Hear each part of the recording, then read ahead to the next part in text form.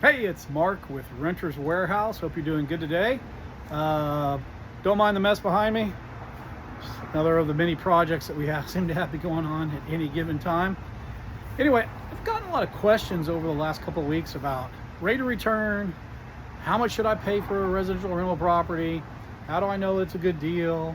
What's cap rate? Now, I'm using the term rate of return in this conversation just really to keep things simple, but because we're not going to use any mortgage or debt service in our calculations, what we're really talking about here is cap rate. I'm going to show you a very simple way to calculate rate of return, right?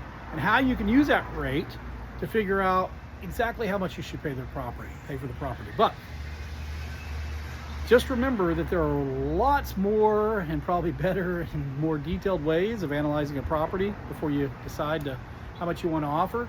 But I think this is a good, simple, quick check just to give you an idea of where you should be in terms of purchase price based on your expected rate of return. Now, I'm going to talk about several things here. I'm going to talk about gross income. I'm going to talk about expenses. I'm going to talk about net operating income.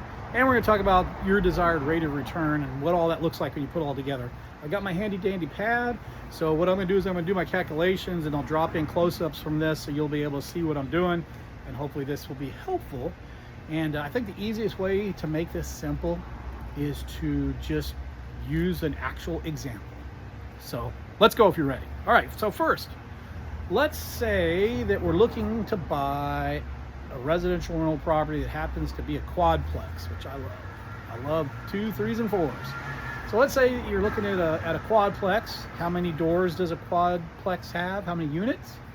4, right? Quadplex. So you got 4 units. Each unit rents for, let's say, $1,500 a month. So $1,500 a month per unit times 4 units equals how much total gross income or rent that we get a month in that property. Well, basically that's 4 times 1,500, which is $6,000 a month in total rent. Got it? All right. Now, what we need to do is we need to annualize these numbers. So to annualize that, if your gross monthly income or rent is $6,000 a month, we just have to multiply it by 12 months, right? 6,000 times 12 months, you're looking at $72,000 a year in gross rental income. Boom. So now you know what your annualized gross income is for that property based on 4 units in the quadplex at $1,500 a month each, as far as the rent goes. Now let's talk about expenses. Now, expenses are all over the board. Sometimes they're kind of hard to calculate. A rule of thumb, a standard rule of thumb is this. Expenses on residential real estate, rental properties, is about 50% of the gross income. That's kind of the rule of thumb. Could be much higher, could be much lower.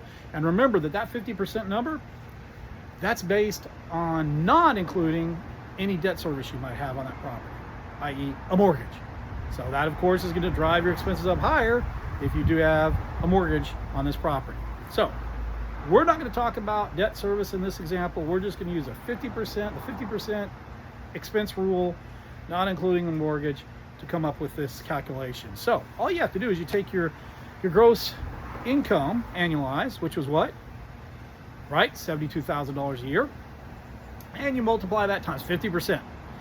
Because it's 50% or half, it's pretty easy, right? $36,000 is going to be your expenses for the year on this particular quadplex, and $36,000 a year is going to be your net operating income because we've taken out expenses, right? It's also $36,000 a year. So now we know what the net operating income is, right? So the net operating income, as I just said, is your gross income, $72,000, less your expenses, $36,000, to give you your net operating income, $36,000. And now what we're going to do is we're going to come up with our desired rate of return. How much do I want to make on my money? What's my cap rate? So let's say, just for fun, that we want to get a 12% return on our money, right? 12%. That's easy. So here's what you do. You take your net operating income, which was what? $36,000. That's right. And you divide that, don't multiply, divide. We're going to divide that by 12%, 4.12. When you do this, you get $300,000. $300,000. Okay, what does that mean? Well, that means that you shouldn't pay more than $300,000 for this quadplex if you want to get a 12% rate of return with $36,000 a year in expenses and $36,000 a year in income, net operating income. Now, let's say that you're okay with a 10% rate of return, right?